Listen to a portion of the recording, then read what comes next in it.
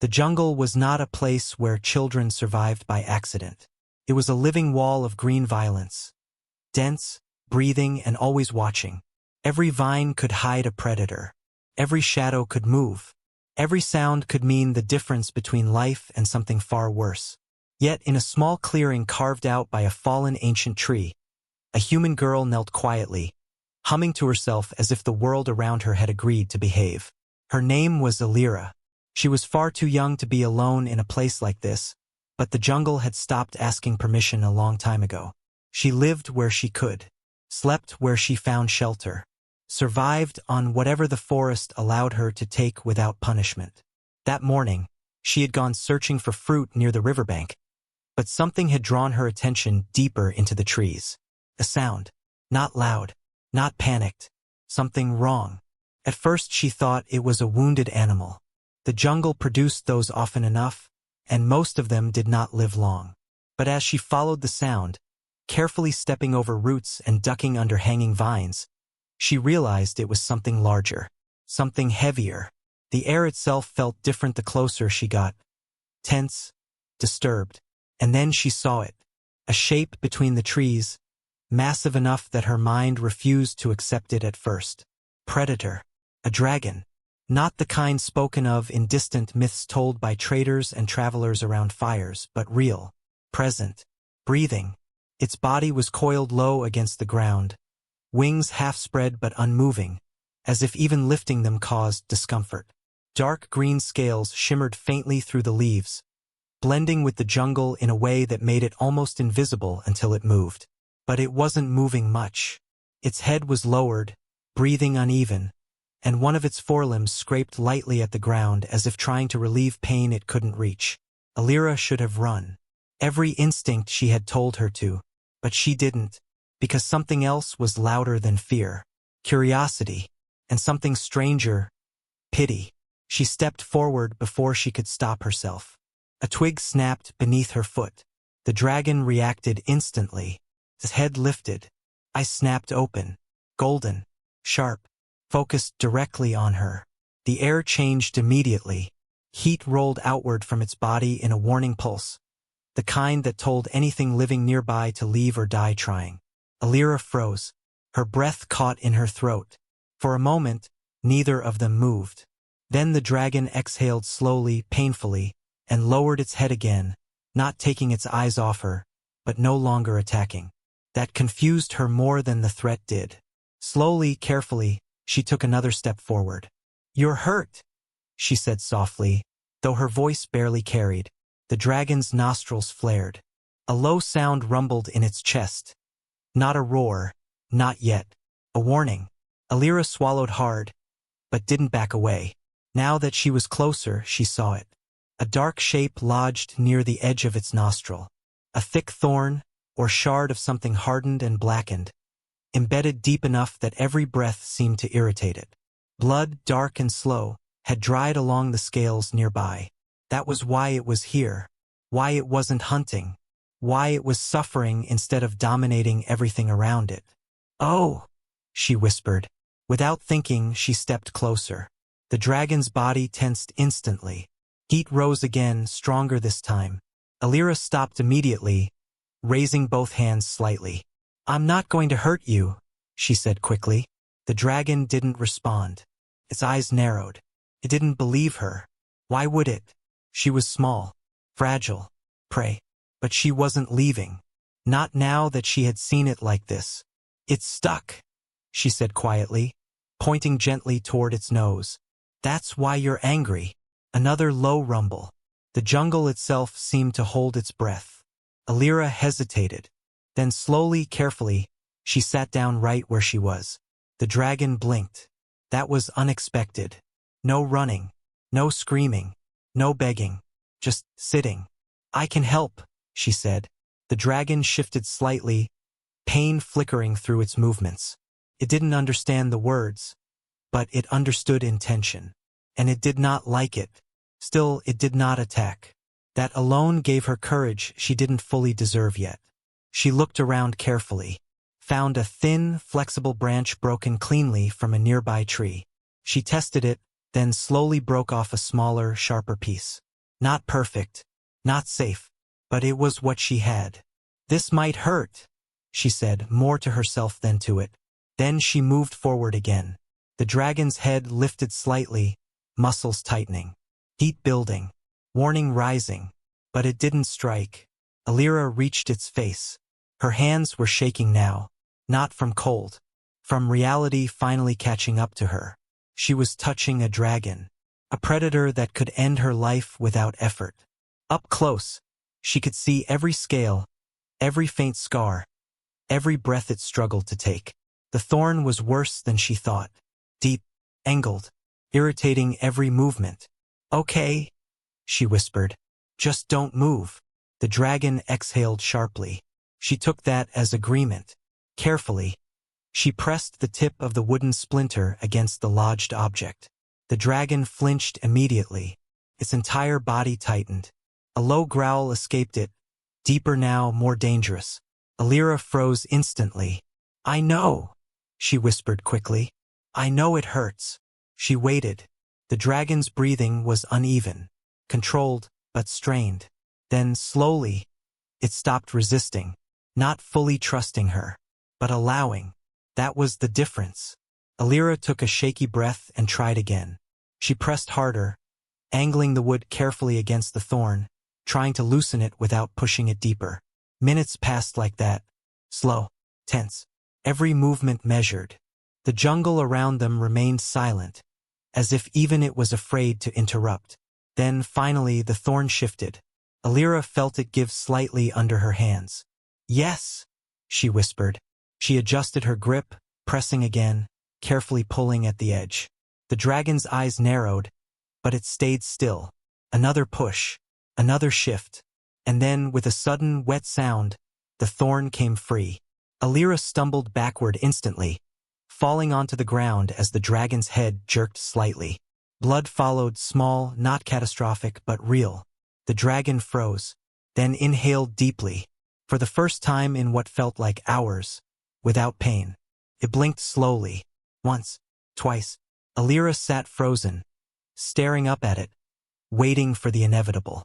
For anger, for attack, for death. The dragon lowered its head toward her. She didn't move, didn't breathe, and then it gently touched its nose to her shoulder. Not a strike, not a warning, a recognition. The jungle finally exhaled, and something impossible began. Alira didn't move at first. She couldn't. The dragon's nose resting against her shoulder felt heavier than stone, warmer than fire, and far more alive than anything she had ever touched in her short life. Every instinct she had screamed at her to run, but none of them were strong enough to override what she had just witnessed. It had not attacked her. It had not roared. It had not ended her life in a single breath. Instead, it stayed. The dragon exhaled slowly, and the heat of its breath rolled over her skin like a living wave. Then, carefully, it pulled its head back just enough to look at her again. The pain in its eyes was still there, but dulled now, controlled, no longer overwhelming.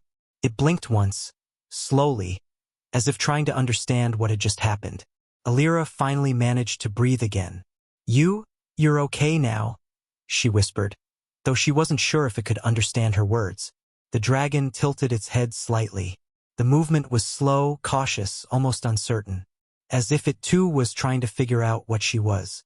Alira slowly pushed herself upright, her hands trembling slightly as she brushed dirt off her clothes. She didn't back away. Not yet.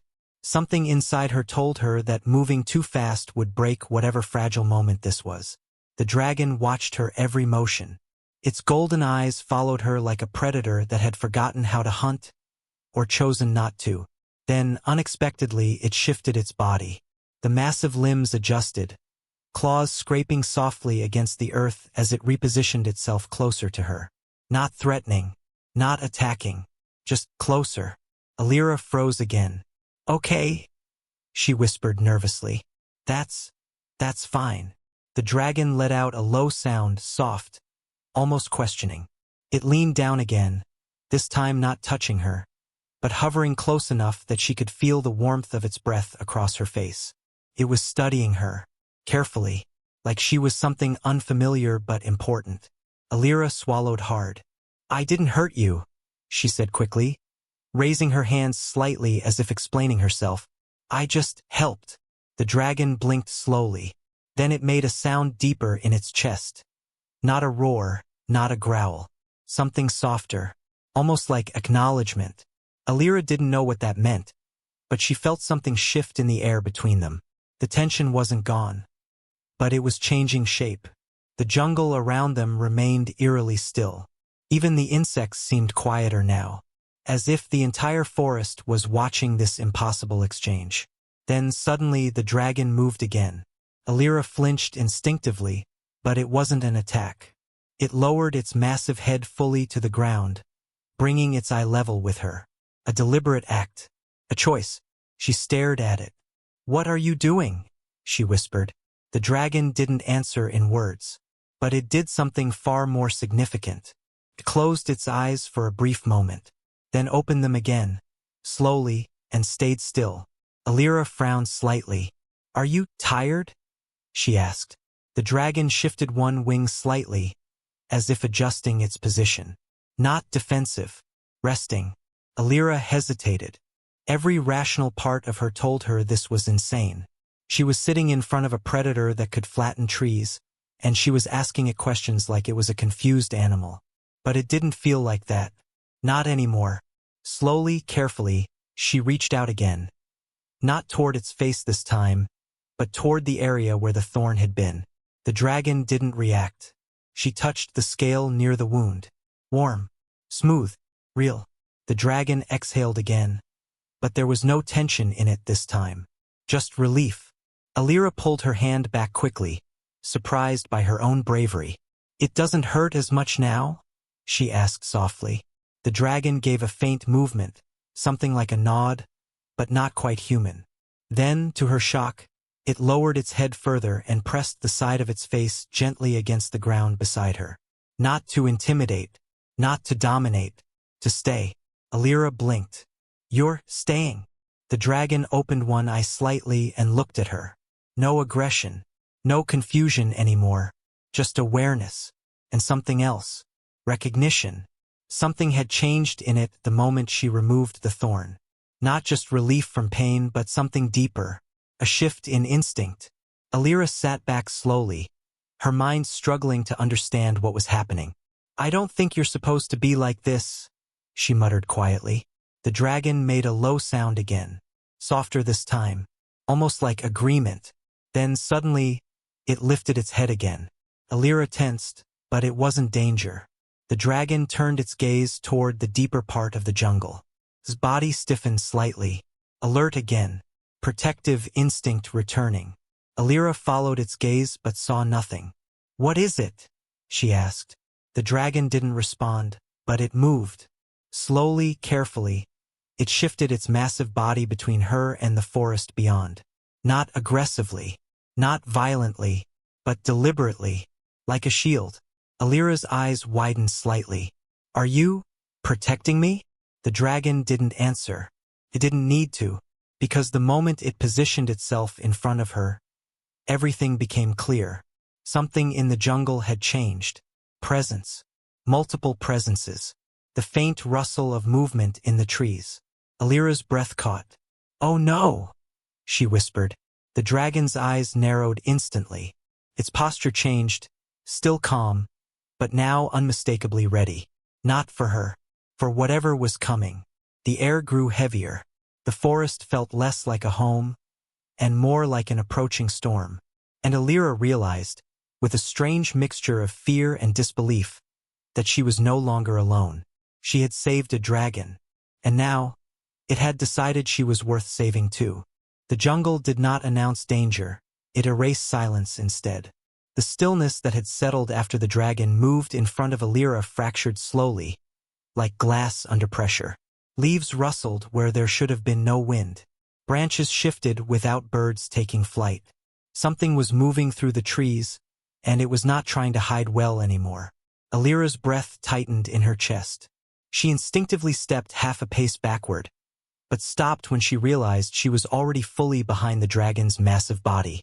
It had not moved, not even slightly, but everything about it had changed. The calm had hardened into something sharper, controlled, waiting. A low vibration rolled through its chest. Not loud, but deep enough that Alira felt it in the ground beneath her feet. It was not a warning to her. It was for whatever was approaching. Then the first shape emerged. A figure between the trees. Then another. And another. Humans. Not hunters from her village. Not traders. These wore heavier gear.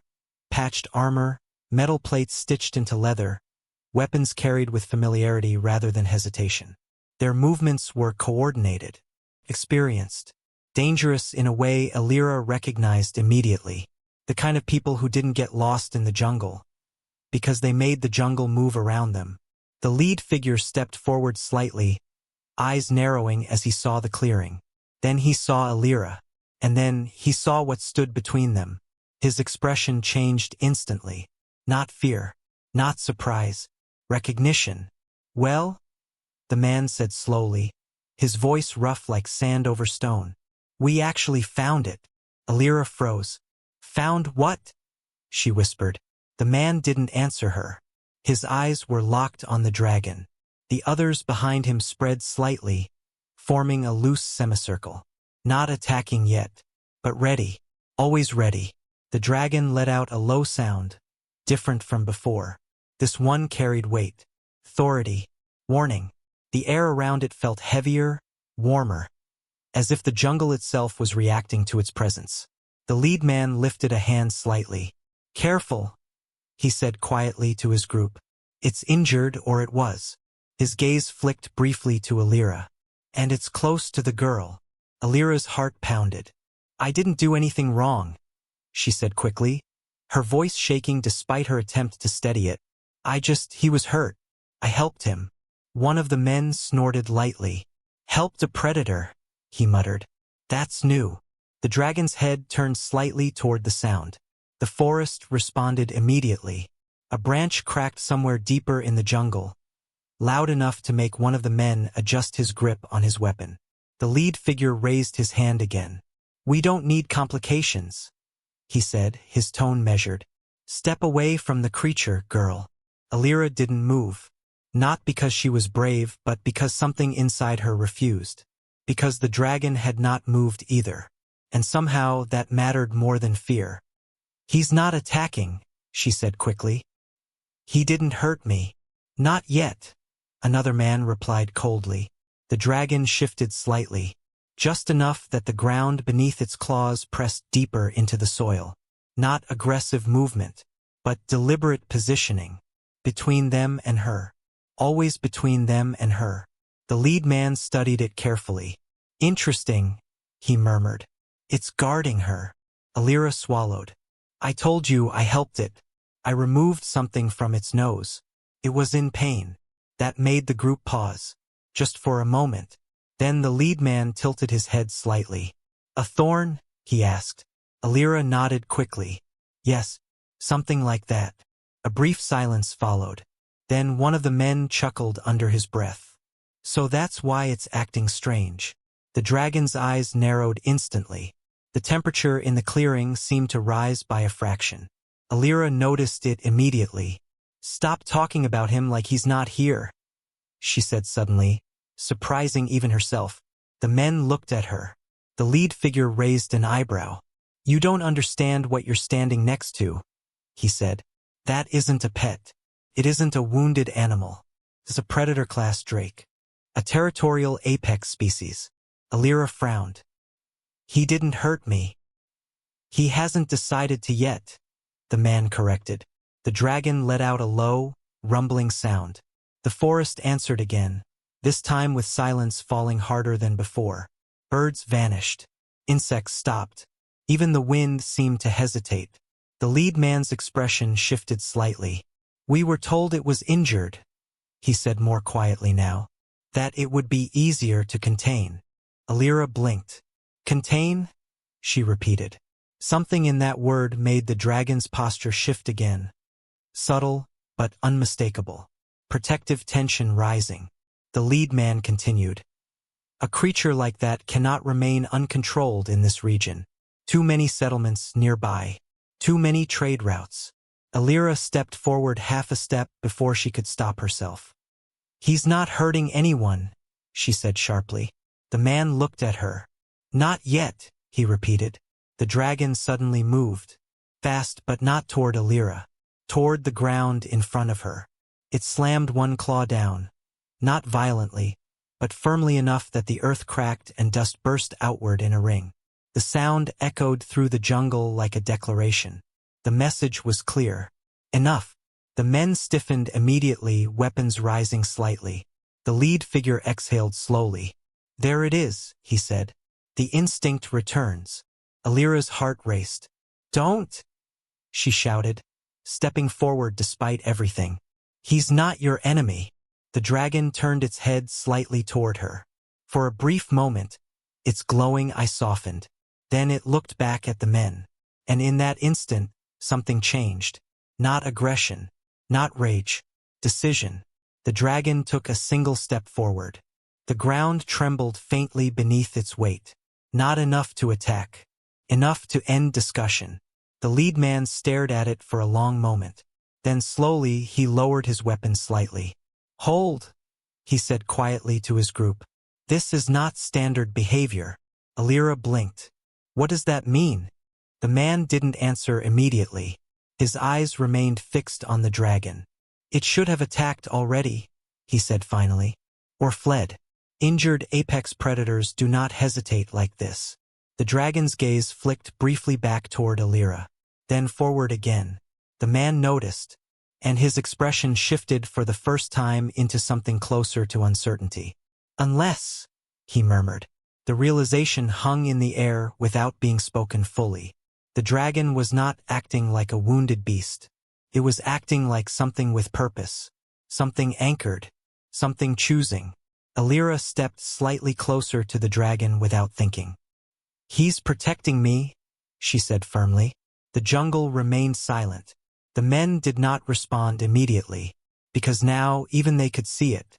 The dragon was not just guarding territory. It was guarding her. And for the first time since they arrived, the lead man hesitated. Not because the dragon was dangerous, but because something about the situation was no longer predictable. And unpredictable things were far harder to control. The jungle felt different now. No longer just a backdrop of chaos and life, but a stage where something far more fragile was unfolding. The silence pressed in from all sides, thick and unnatural, as if the forest itself was holding its breath, waiting to see which way the moment would break. Alira stood half a step in front of the dragon now, though she hadn't consciously chosen to move there. It had simply happened. One moment she was behind it, the next she was beside its shoulder, as if drawn into its protective boundary without permission. The dragon did not object. In fact, it shifted slightly to keep its body aligned with hers. Still shielding, still watching the men with steady, unblinking focus. The lead man studied the scene carefully. His hand had lowered from his weapon, but his posture remained tense. Calculating. "This is not what we were expecting," he said finally, his voice quieter now. One of the others stepped forward slightly. "It's still a drake," he muttered. "Doesn't matter how it's acting. We've seen enough of them to know how this ends."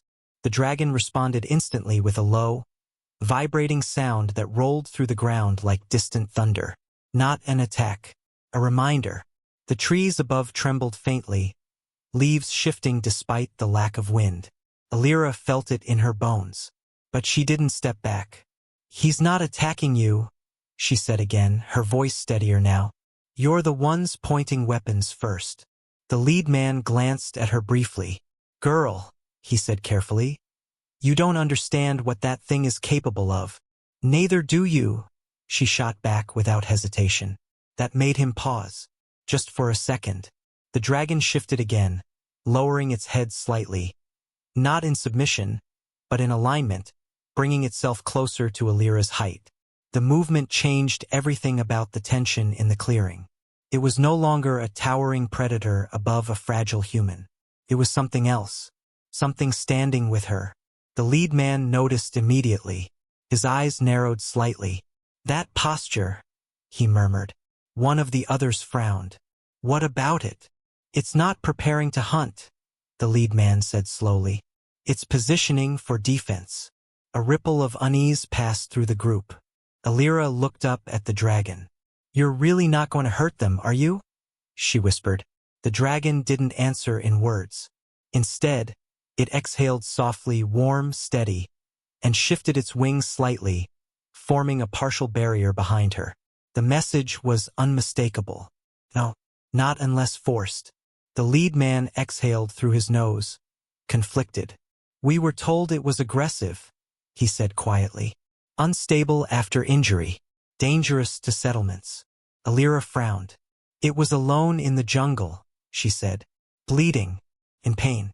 That's all. Silence followed that. A different kind of silence now. The kind where assumptions begin to crack. The kind where certainty stops being certain. One of the men lowered his weapon slightly without realizing it. If it was truly unstable, he muttered, it would have already attacked us for approaching. Exactly, Alira said quickly. The dragon shifted its gaze between them again. Observing. Learning. The lead man looked at it for a long moment, then at Alira. You removed the source of its injury, he said slowly. A foreign object embedded in a predator-class drake's nasal structure. He trailed off, thinking. Then added, quieter. That would explain the behavioral deviation.